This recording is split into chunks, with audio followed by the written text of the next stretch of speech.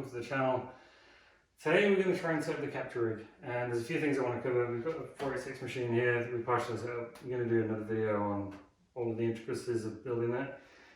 What I wanted to test, what I didn't get last time, was getting the sound out and also splitting the VGA signal so that we could send it to capture and also to an actual screen. We might do a double split so that I can see it while you can see it while we'll also capture it. I also want to do an audio split so I can capture the audio directly out from the machine and also play it on the speakers. So we're going to try setting that today. So yeah, that's the plan.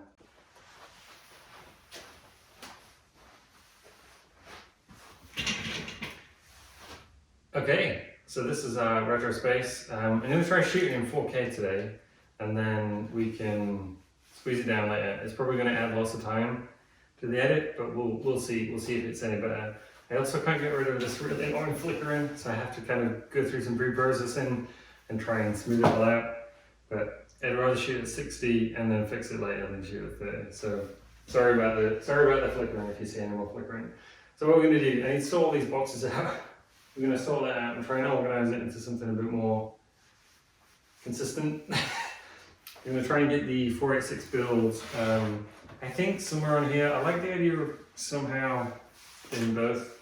I'm not quite sure what desk I'm going to use yet. I also need to set up the capture machine to be able to do the capture using this StarTech, and we have a VGA splitter somewhere to be able to do that properly. As you'll see in one of the previous videos, the brightness and quality is affected by splitting it with a normal Y splitter. So we've got, I'll get that out in a minute, we'll get the StarTech splitter out and that should hopefully resolve that issue. I did do a previous video on this, I'm not sure whether that's been released yet, but we'll do some experimentation with that to see what happens. And then at some point we will do it for the games console side of things. So, start trying to move things around and figure out what we're going to do. So I want to basically go through, if we go back to setting up the 486 machine, we'll go through the build process again, and we'll get that going, and we'll see if we can get the capture stuff worked out. So I kind of need to figure out what's going to happen with like what the screen looks like, so that you guys can see me looking at the screen, but also I'm going to capture it anyway, so if there's anything important, we'll just edit that in.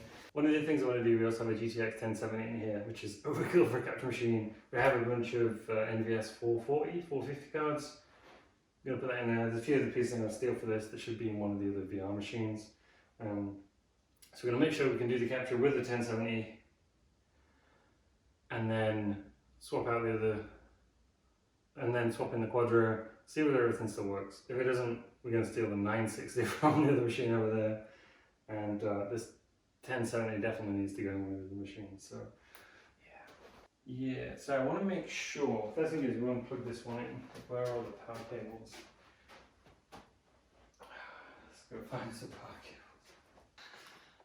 Yeah, so what's this? So this, we got the StarTech 2-port high resolution 350 megahertz VGA video splitter. This is the ST122PROGB.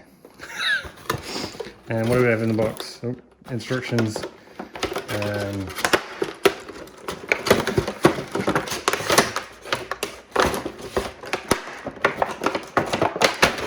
Again, fabric,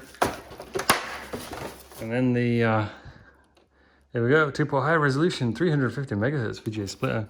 So it's just a powered box. It's weird how it's on the side, isn't it?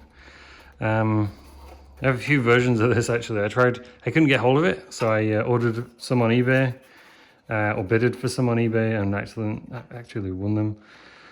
So yeah, we put the display input here, and then we can have 2 displays coming out, and hopefully we don't have any signal degradation. So let's try that out.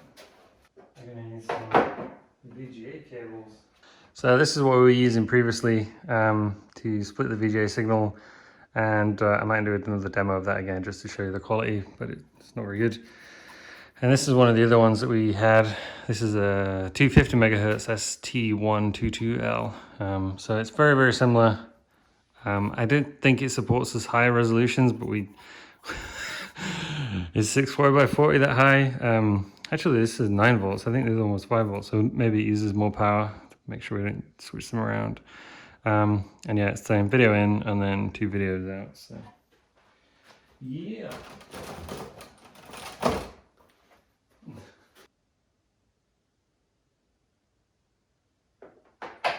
Do I not have the right cable? Oh, bugger. Maybe we can use that split one. Yeah, we need a patch one. Since when do you need a VJ patch cable? Does it say that on the box? I think it would have been nice to say it requires a patch cable.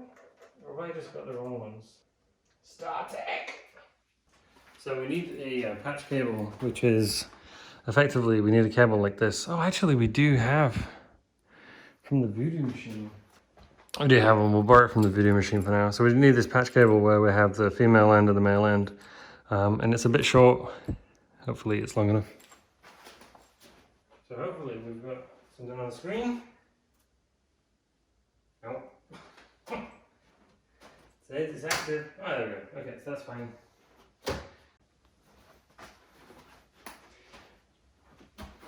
Okay, so Streamcatcher uses Flash. Adobe discontinued Flash on the 12th of January 2021. So guess what happens on the 12th of January? Streamcatcher stops working. So we have to set the date. We have to set the date before the 12th of January 2021 and then Streamcatcher suddenly starts working. The recommendation currently is to use OBS. I just tried that, it's not as good. There's all sorts of video sizing issues. We're just gonna pretend like it's 2020. Who wants to live 2020 again? Well, if you're using Streamcatcher. So I'm not sure whether there's other fixes. For now, we're just gonna change the date and move on, and we'll look into seeing whether there's a different solution to this, or whether we can get OBS to work properly. Would prefer to use OBS. I just wanna make sure the video capture is pixel perfect, and then we'll do all the resizing elsewhere. So it might be just my lack of OBS experience, but yeah, we're gonna carry on setting this up. Okay, so I want to see whether I can pass sound through. So that can go in there.